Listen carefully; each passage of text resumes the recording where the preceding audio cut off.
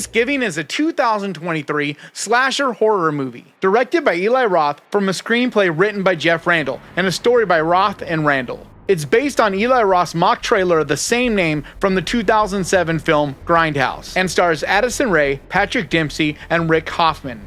After a Black Friday riot ends in tragedy, a Thanksgiving-inspired killer terrorizes Plymouth, Massachusetts, the birthplace of the infamous holiday. My needs are small, I buy them all at the 5 and 10 cent store.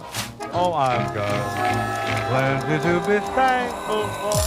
So I've been really excited about this one for quite a while. As soon as I heard that Eli Roth was actually going to make a movie from his mock trailer from back in the day, I was just so excited to see what he was going to pull off. And originally, when the trailer dropped, a lot of people like myself were kind of a little bit disappointed just because it didn't look as grimy, grindhousey as the trailer from back in the day. Like, we all thought it was going to be the 70s, 80s, exploitation, grindhouse, grimy looking movie.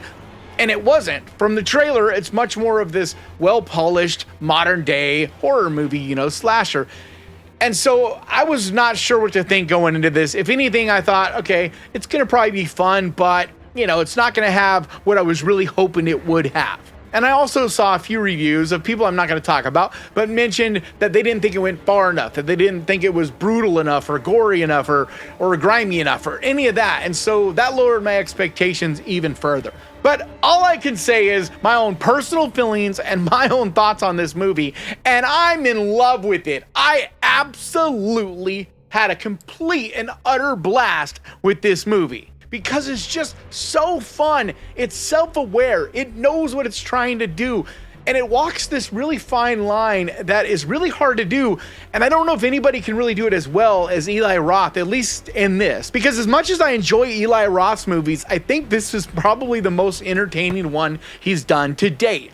Because like I said, it walks this fine line of being gory and brutal and harsh and uncomfortable, and yet having this dark, twisted sense of humor to it, which is not going to be for everyone. Satire just does not connect with everyone. I know a lot of people will see movies that I think were super funny, like Terrifier is one of them, and they just didn't get it. It just didn't connect with them. For whatever reason, that type of humor just doesn't land with some people. And so this may not be for everyone, but if you're like me and you love that balance of gore and brutality with this twisted sense of humor, then I can't imagine you not enjoying this, because it takes it to the extreme. There are some absolutely brutal scenes in this. There's only one thing in particular that stood out to me that I was wishing he had done and pushed it a little bit further, and they stopped just short of that.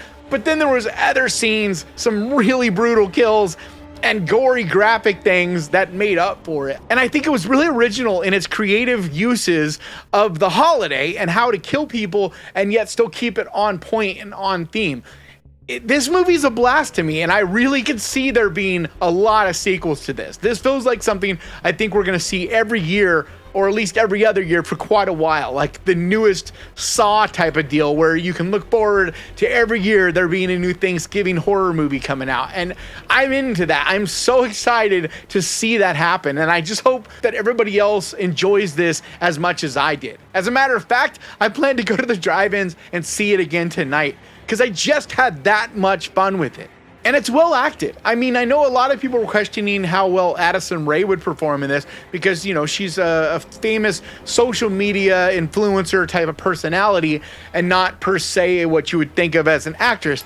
I thought she did great in this. I thought all the teens were likable enough, fun enough, but also dumb enough and positioned well enough that you were fine with seeing them get butchered in some crazy ways. And as funny as this movie is, I would not consider it a comedy at all. And that's what I loved about it. That's what I mean by walking this fine line, because the stakes were always there. It gave you enough character development and people that you cared about. And so the stakes were there as far as rooting for people and hoping that people would survive and things like that. And yet it still had this vicious gore, but a sense of humor about it. Just the things that he uses to kill his victims in this. The story itself, when everything hits the fan in the beginning of this, and there's this crazy Black Friday riot, and some people die, and it kind of sets off this whole thing in motion.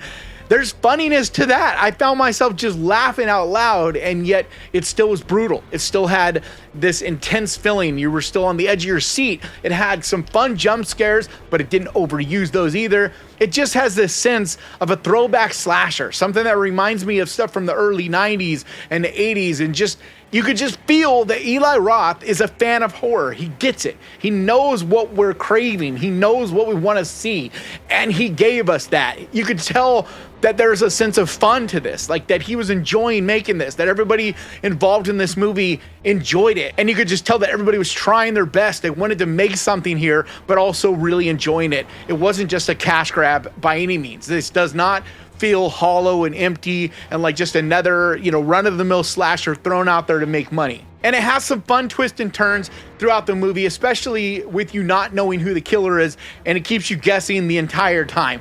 I personally figured out pretty early on who the killer was going to be, but I didn't think that mattered at all. I don't think it's one of those movies that if you figure out the plot or figure out who your killer is going to be, it ruins it. This is not one of those at all. This is one of those like Scream in a lot of ways, where everything that happens, every scene is entertaining and fun.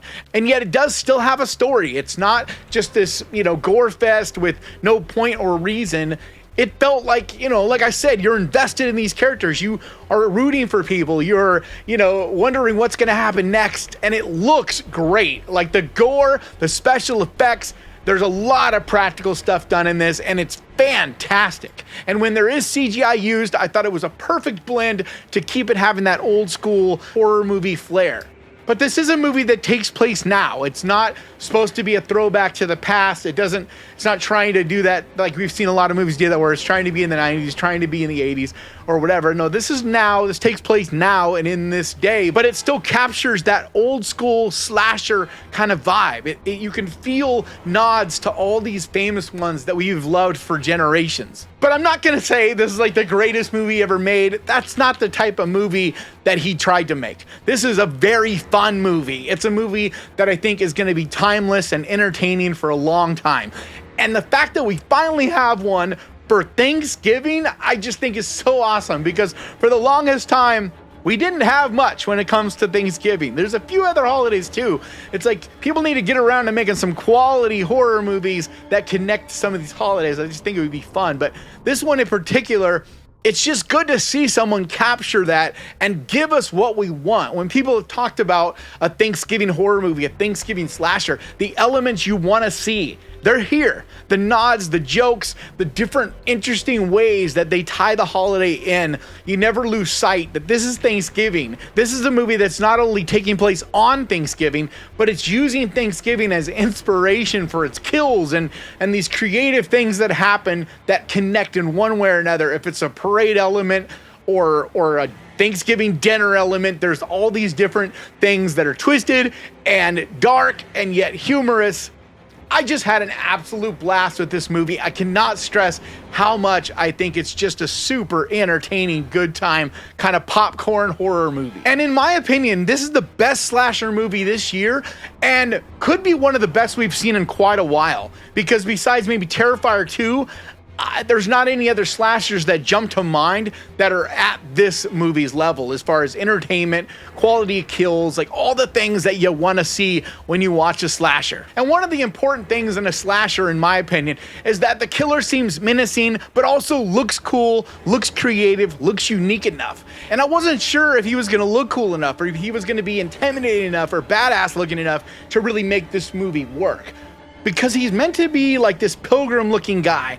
But there's a scene in particular where his mask stuff happens to it, and it just kind of gets this weathered, creepy look, and it gets to a point where it has more character, and just the way this character in general is presented, the stature of it, the intensity in which they kill, I can very much see this being, like I said, a movie that's going to have sequels, and we're just going to be excited to see John Carver in the future. I think he's got a chance to be one of our next icon, our horror icons. And it's too early to say how much of a horror figure he's going to become, but I know for a starter, this is a fantastic way to start a franchise. And I think as a killer, John Carver has the potential to be something special. And that's just awesome because it's been a minute since I've seen a slasher movie that I was this excited about afterwards. So do yourself a favor this weekend and get out to a theater and check this out. Get behind this, help push this, because if it gets enough success, I definitely can see sequels here. And as long as it gets enough money and all of that, the sequels will be quality and it wouldn't be like a straight to VOD type of situation. I think there's a really good chance of seeing this movie as a new addition to the world of horror. And I'm so excited about that. It is going to be a very happy Thanksgiving.